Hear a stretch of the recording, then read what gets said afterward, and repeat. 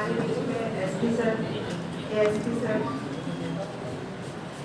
Bar association से अधिवक्तागण, DPO sir, ADPO sir, गणमान्य नागरिक, पत्रकार बंधु में सभी का इस एक छोटी सी वर्कशॉप में नए कानून जो आज प्रावधान लागू हो रहे हैं उसमें हार्दिक स्वागत अभिनंदन करती हूँ। जैसा कि हम सबको विदित है कि आज नया कानून लागू हो रहा है, इसमें संक्षिप्त में जो भारतीय संसद से 3 कानूनों में संशोधन किया गया है, जिसको भारतीय दंड संहिता 1860, जिसको आज भारतीय न्याय संहिता 2023 के रूप में जाना जाएगा, जो 2023 में ये संशोधन हो गया था, जो आज 1 जुलाई 2024 को लागू हो गया है। ये छोटी सी जो वर्कशॉप यहाँ रखी गई है, जिले में नहीं पूरे प्रदेश में, भारतवर्ष में ये लागू हुआ है और ये ऐसी वर्कशॉप सभी जगह संचालित की जा रही है।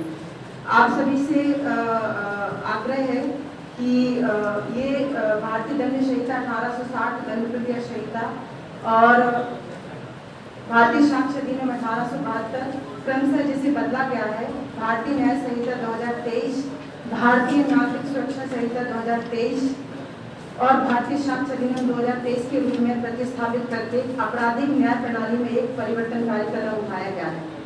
भारतीय मूल्यों के आधारित ये नए कानून दंडात्मक से न्याय उन्मुख दृष्टिकोण के बदलाव की ओर संकेत है। मैं एसपी सर से रिक्वेस्ट करूंगी कि हमारे बीच में उपस्थित डीआईजी सर का पुष्पगुच्छ देकर स्वागत करें।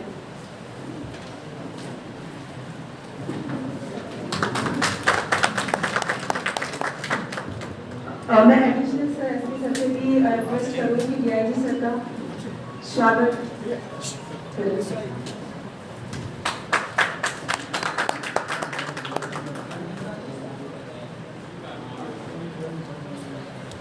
मैं एडिशनल सर से रिक्वेस्ट करूंगी कि ये नए कानून के जो प्रावधान लागू हो रहे हैं उसके संबंध में एक प्रेजेंटेशन तैयार किया जाए।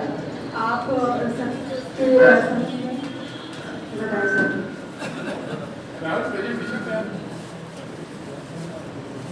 जैसा आप सभी के संज्ञान में है कि आज हमारे जो 3 लॉ हैं जिनको हम नवीन आपराधिक अधिनियम बोलते हैं, मतलब क्रिमिनल जस्टिस सिस्टम के जो 3 मेजर एक्ट हैं, जो आईपीसी, सीआरपीसी और एविडेंस एक्ट, इनकी जगह पे भारतीय न्याय संहिता, भारतीय नागरिक सुरक्षा संहिता, भारतीय साक्ष्य अधिनियम, ये तीनों लॉ पार्लियामेंट से पास हो चुके हैं, उनका बजट नोटिफिकेशन हो चुका है और आज उनका इनेक्टमेंट का डेट 1 अप्रैल।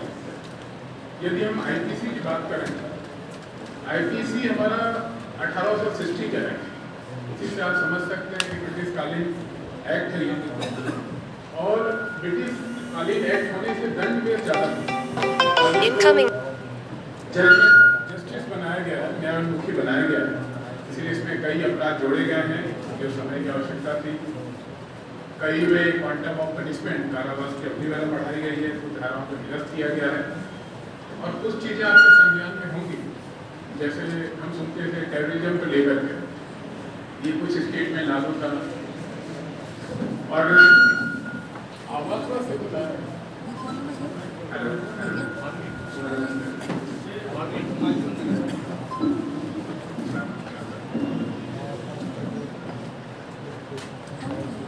कुछ धाराओं को इसमें ऐड किया गया है, कुछ पुरानी धाराएं निरस्त की गई हैं। इसी से आप अंदाज लगा सकते थे कि आईपीसी पहले 511 धाराएं थी, जिसको कम करके अभी 358 में किया गया है और ये जो है महिला कानूनों के लिए नवीन इसमें प्रावधान किए गए हैं। कुछ चीज़ें जो समय की आवश्यकता थी, जो चीज़ें कुछ जैसे हम EFIR की बात करें, पहले भी हमारे मध्य प्रदेश में लागू थे, लेकिन कुछ ही चीज़ों के लिए चोरी की थी, विकल्प फैक्टर के 1 लाख तक के केसेस में थे, इसका दायरा बढ़ाया गया है। पहले भी हम 0 FIR कर रहे थे, इसको भी अभी ऑन द रिकॉर्ड कर दिया, मतलब चीज़ों को ज़्यादा सिस्टमेटिक कर दिया गया। इसी तरह से CRPC है, CRPC की जगह भारतीय नागरिक सुरक्षा अधिनियम आया है। इसमें हम देखेंगे महत्वपूर्ण चीज़ तो हम कहेंगे कि अब टाइमलाइन प्रोसेस हो गई है, एक्सपेडाइट जजमेंट की बात हुई है, ऑडियो वीडियो एविडेंस की बात की गई है, विटनेस प्रोटेक्शन जो पहले कुछ माइनर एक्ट में था उसको मेजर एक्ट में लागू किया जा रहा है, यानी कि विक्टिम सेंट्रिक ज़्यादा है। इन सबको लेके छोटा सा हमने प्रेजेंटेशन बनाया है। अब प्रेजेंटेशन में मैं आपको ब्रीफ में बता रहा हूँ, जैसे इलेक्ट्रॉनिक साक्ष्य में बदलाव किया गया है। अभी हम जो इलेक्ट्रॉनिक एविडेंस लेते थे ऑडियो विजुअल, ये कुछ माइनर एक्ट में था, कुछ महिला अपराध में लागू था, कुछ पास्को में था, कुछ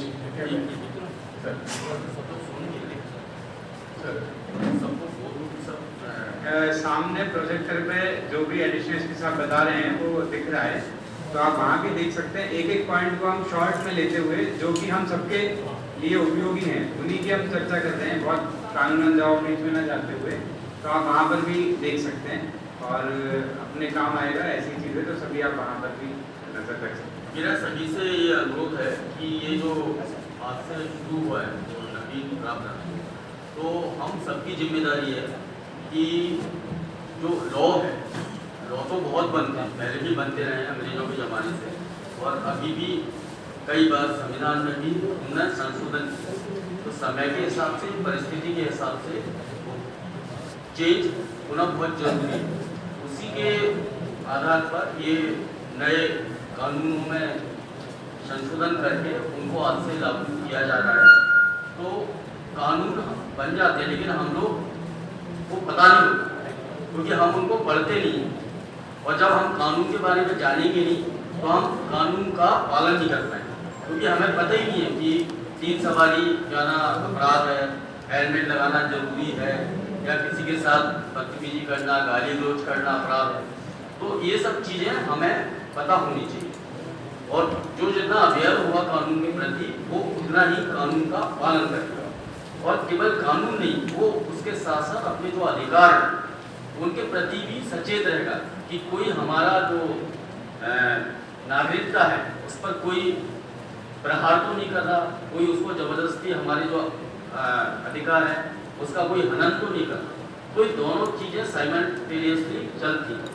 तो सभी जितने भी यहाँ पे गणमान्य नागरिक हैं, प्रिंट मीडिया है, इलेक्ट्रॉनिक मीडिया है, तो वो कम से कम इन कानूनों को ज़्यादा से ज़्यादा जनता के बीच में पहुँचाए, जिससे कि हम नहीं तो क्या कंफ्यूजन होगा कि पहले तो 302 लगती थी, अब तो साहब आपने 103 लगा दी, या पहले तो 307 लगती थी अटेम्प्ट टू मर्डर, अब आपने कुछ और लगा दी, 109 लगा दी।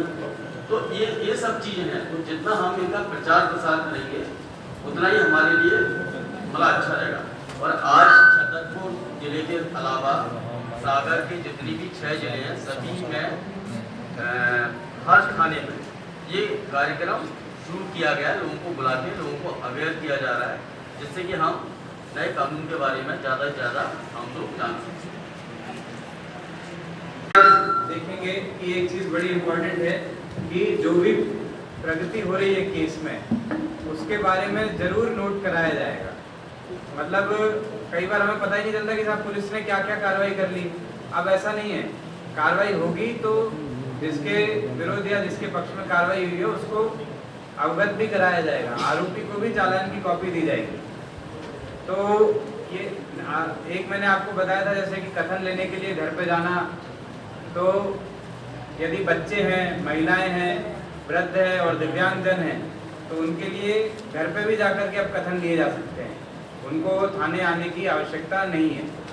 नेक्स्ट करें, जैसे ये आप देखेंगे इतनी बढ़िया स्लाइड है, इसमें इतना अच्छा तरीके से बताया है कि एक व्यक्ति को डाउट हो रहा है, वो पूछ रहा है पता नहीं मेरे केस में आगे क्या हुआ, तो वो साथ में जो बैठे हैं, वो जो साथ में बैठे हैं वो पता है कौन है, जो आज आप लोग आए हैं यहाँ पे वही लोग हैं, वही जाकर के बाद बताएंगे। तो वो क्या कह रहे हैं कि चिंता मत करो, पुलिस 90 दिन में तुम्हें केस की प्रगति की सूचना देगी, क्या हुआ है 3 महीने के अंदर बताएगी ही बताएगी, चिंता करने की आवश्यकता नहीं है। नेक्स्ट करें। अभी आप इसमें देखें कि नई नई धाराएं जोड़ी गई हैं। अब अभी तक ऐसा था कि यदि भारत के बाहर व्यक्ति है और उसने यहाँ पे अपराध करके भारत के बाहर प्रॉपर्टी खड़ी कर ली, दुबई में, स्विट्जरलैंड में, सिंगापुर में, तो अब उसकी भी कुर्की हो सकती है। उसके संबंध में भी हमारे कानून में प्रावधान जोड़े गए हैं कि उन पर भी हम कार्रवाई कर सकते हैं। तो एक आप लास्ट में देखें, लास्ट में एक पॉइंट है कि कोई भी घटना स्थल होगा वहाँ की वीडियोग्राफी होगी। आरोपी बोलता है कि साहब मैं तो वहाँ था ही नहीं, फरियादी बोलता है कि साहब यही था, इसी ने ही मारपीट की है। पुलिस का भी एक पक्ष रहता है, डिफेंस के वकील का एक पक्ष रहता है। अब वो पक्ष जो है वो वीडियो के माध्यम से हल हो जाएंगे, क्योंकि वो तुरंत उसमें पता चल जाएगा कि वो वहाँ पर था या नहीं था, क्योंकि वीडियोग्राफी होगी उसकी। नेक्स्ट करें। वीडियोग्राफी के साथ इसमें उनकी वीडियोग्राफी का एक पंचनामा भी बनेगा, और उसमें स्वतंत्र साक्षी भी होंगे जो कि ये दावा करेंगे कि नहीं, ये पुलिस ने जबरदस्ती नहीं करवाया, किसी लोभ लालच के या धमका के नहीं करवाया। और इससे कई बार जो न्यायालय में होता था कि साक्षी जो अपने बयानों से पलट जाते थे या किसी केस में एक्विटल हो जाता था, तो अब उस चीज़ से राहत मिलेगी और पुलिस का भी काम आसान हो जाएगा। जो पहले पुलिस के ऊपर जो आरोप प्रत्यारोप लगते थे उसमें काफ़ी सुधार परिलक्षित। एक अच्छी चीज़ अब ऐड हुई है EFIR, मतलब यदि उदाहरण के लिए आपके घर में चोरी हो गई, उस समय आप थे बाहर, आप कहीं पर तीर्थ यात्रा पे गए हुए थे, अब आपको पता चला तो अब आप यहाँ आते तब आप रिपोर्ट कराते, आप वो दिक्कत नहीं, आप वहीं बैठे बैठे इलेक्ट्रॉनिक तरीके से FIR करा सकते हैं। बस उसमें एक चीज़ ये ध्यान रखना है कि अगले 3 दिन में आपको आकर के उस पर साइन करना है, ताकि ये कंफर्म हो जाए कि वो आपने जो सूचना दी थी आप उस पर कार्रवाई चाहते हैं। तो आप इलेक्ट्रॉनिक FIR करा सकते हैं, लेकिन अगले 3 दिन के अंदर आपको बस 3 दिन का समय है आपके पास, आप कहीं बाहर हैं तो बाद में आकर के आप थाने पे उसको उसकी प्रति ले सकते हैं।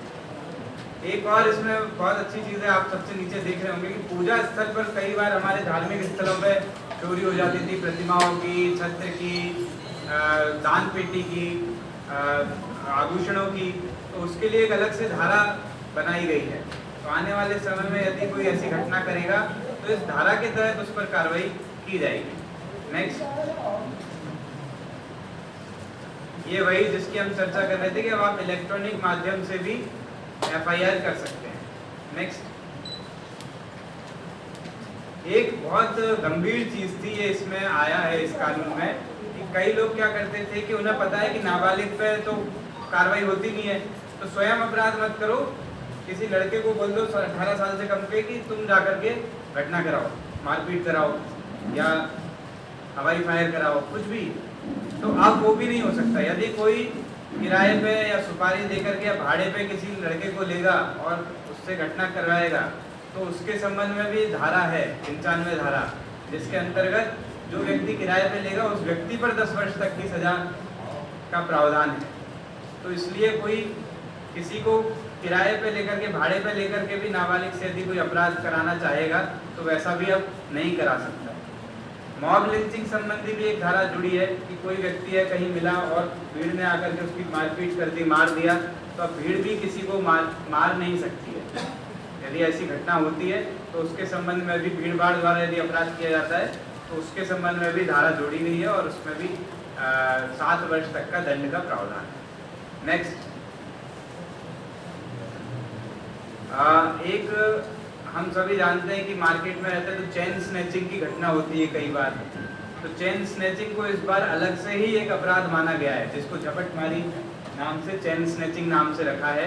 और किसी के भी साथ, मुख्य रूप से महिलाओं के साथ घटना होती है, मतलब किसी के भी साथ यदि घटना होती है तो इस धारा के तहत उस पर अपराध पंजीबद्ध किया जा सकता है और आरोपी पर कार्रवाई की जाएगी। एक ऑर्गेनाइज्ड क्राइम को लेकर भी धारा जोड़ी गई है कि संगठित रूप से यदि कोई अपराध करते हैं, एक गैंग बना रखा है, उसके अंदर 10-12 लड़के हैं, वो गैंग बना करके रंगदारी करते हैं, दादागिरी करते हैं, भय दिखाते हैं, परेशान करते हैं, मारपीट करते हैं, फायरिंग करते हैं, कुछ भी करते हैं, तो वो संगठित अपराध में काउंट होगा। और संगठित अपराध के लिए भी 111 और 112 धारा है BNS की, और जिसमें मृत्युदंड तक का प्रावधान रखा गया है। तो ऑर्गेनाइज्ड क्राइम, जो बड़े बड़े गैंगस्टर के आप नाम सुनते हैं, हम सुनते हैं, और वो अपराध करते हैं, तो उसको हम इसमें अब प्रोसिक्यूट कर पाएंगे। नेक्स्ट,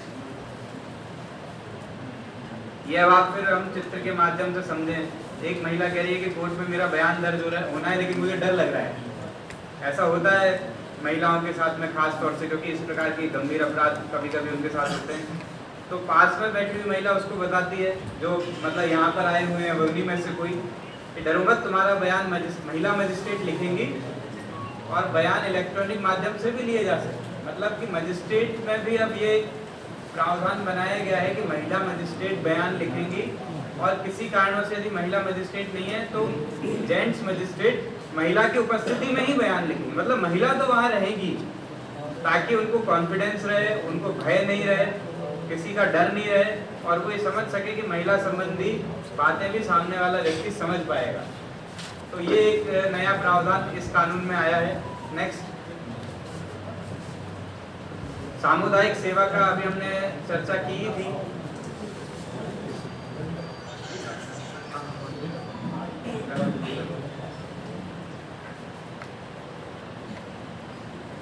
तो इस बार अब जो है आतंकवाद जो हमारे यहाँ कभी कभी पूरे देश में घटनाएं होती हैं, उसको लेकर के बहुत ही सख्त रूप से अब कानून बनाया गया है, और आतंकवाद की यदि कोई घटना करता है तो मृत्यु दंड तक का प्रावधान उसमें रखा गया है। पहले यूएपीए करके एक अलग से एक्ट था जिसमें ये था, अब लेकिन उसको इसी में ही शामिल कर लिया गया है।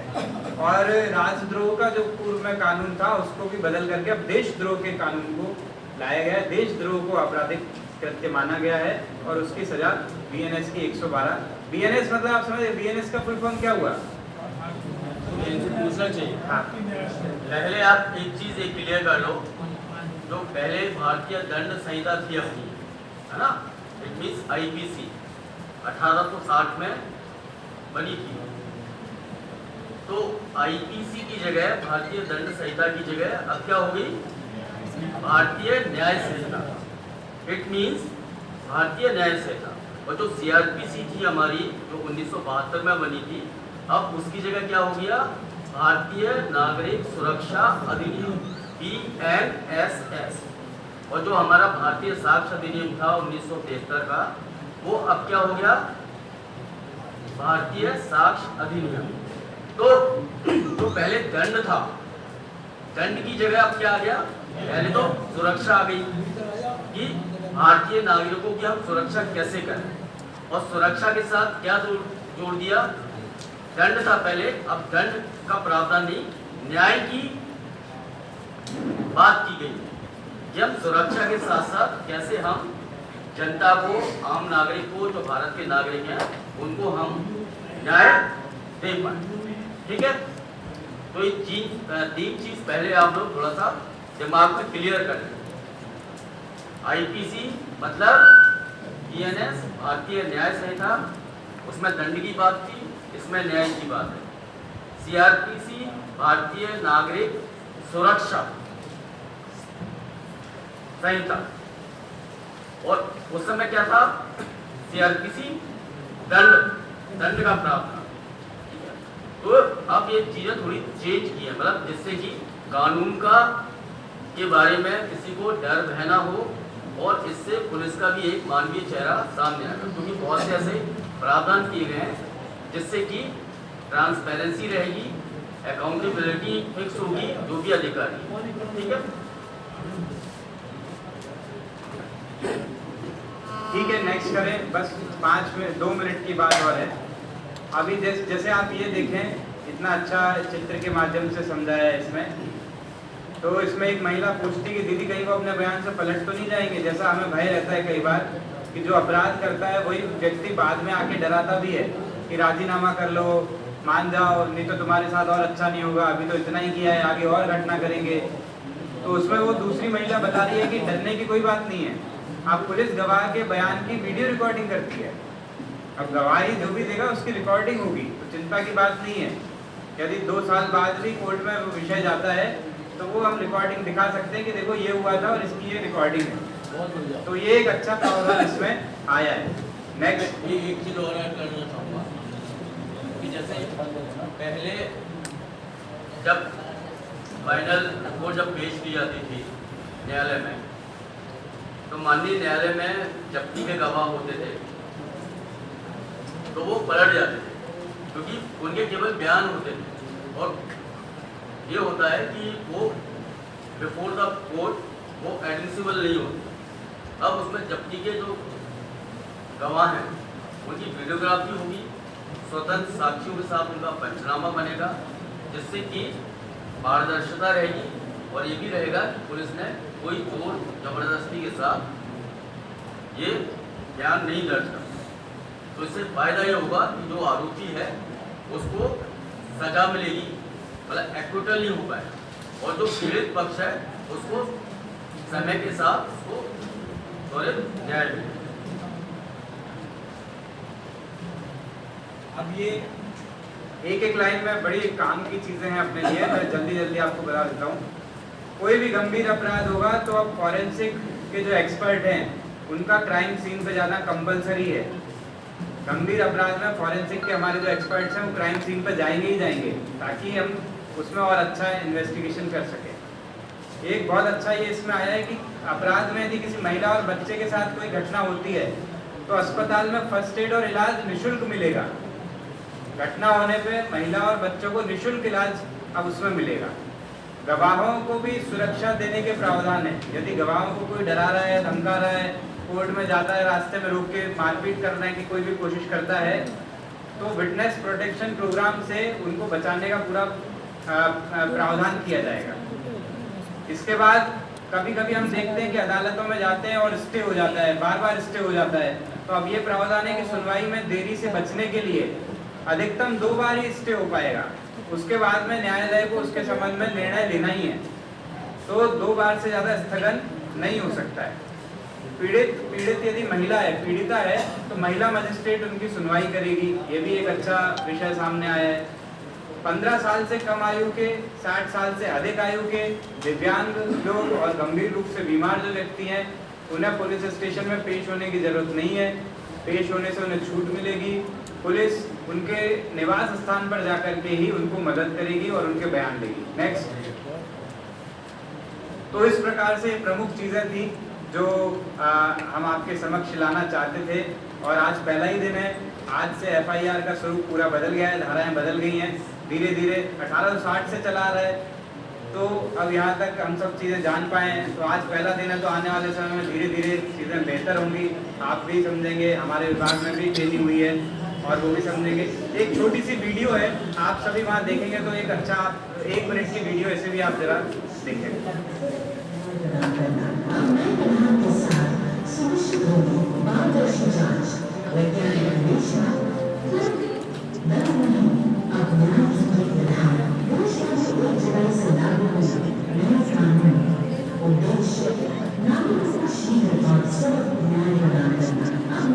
एक विवेचना, त्वरित न्याय प्रणाली और पीड़ित केंद्रित न्याय, जिससे हर नागरिक के लिए न्याय होगा सुलभ।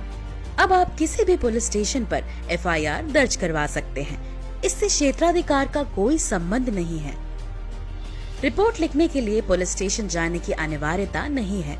किसी भी इलेक्ट्रॉनिक कम्युनिकेशन के माध्यम से रिपोर्ट दर्ज की जा सकती है।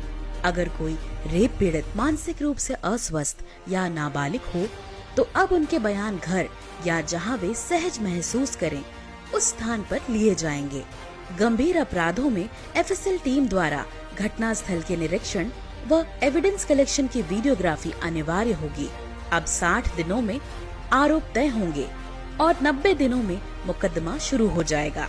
पीड़ित को 90 दिनों में मामले की प्रगति की जानकारी मिल सकेगी। साथ ही गवाहों की सुरक्षा भी सुनिश्चित होगी। अब समन इलेक्ट्रॉनिक रूप से भेजे जा सकेंगे। मामले की अंतिम सुनवाई के 30 दिनों के भीतर निर्णय सुनाया जाएगा। नए कानून